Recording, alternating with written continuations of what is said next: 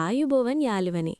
ගොඩක් දෙනෙක් අහන ප්‍රශ්නයක් තමයි ඇයි යාළු වෙලා ඉන්න කාලේ තිබ්බ ඒ සුන්දර ආදරේ විවාහ වුණාට පස්සේ නැති වෙලා යන්නේ කියලා. අද අපි කතා කරමු මේකට බලපාන ප්‍රධාන හේතු පහක් ගැන. ප්‍රධාන කරුණු. 1. වගකීම් වැඩිවීම. යාළු වෙලා ඉන්න කාලේ තිබුණේ ආදරේ කිරීම විතරයි. ඒත් බැන්දට පස්සේ ගෙදර දොරි වැඩ, ආර්ථික ප්‍රශ්න, දෙමාපියන්ගේ වගකීම් වගේ දේවල් කරමතට මැටෙනවා. මේ පීඩනය නිසා එකිනෙකාට දෙන්න තියෙන කාලය සහ අවධානය ඉබේම අඩු වෙනවා. 2. හුරු පුරුදු වීම. පෙම්වතුන් කාලේදී අපි උත්සාහ කරන්නේ අනෙක් කෙනාව සතුටු කරන්න. ඒත් බැන්දට පස්සේ දැන් කොහොමත් මගේනේ කියන හැඟීම එනවා. මේ නිසා කලින් කරපු පොඩි සර්ප්‍රයිස්, ලස්සන වචන පාවිච්චි කිරීම වගේ දේවල් අතපසු වෙනවා. 3. අඩුපාඩු පෙනෙන්නට ගැනීම.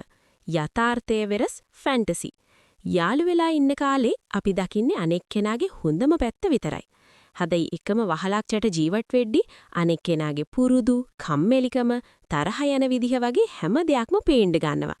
මේ යථාර්ථයට මුහුණ දීම සමහරුන්ට අමාරුයි. 4.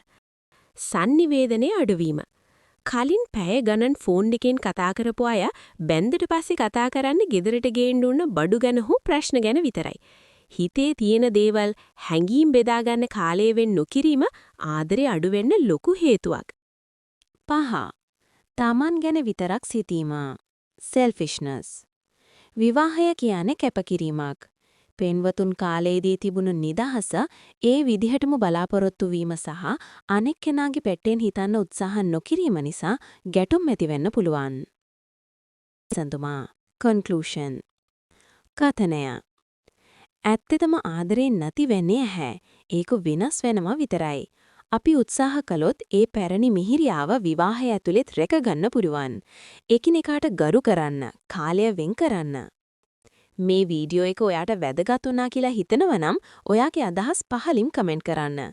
මේ වගේ තවත් වටිනා වීඩියෝ බලන්න අපේ channel එක subscribe කරන්න අමතක කරන්න එපා. අදට සමුගන්නවා. සුබ දවසක්.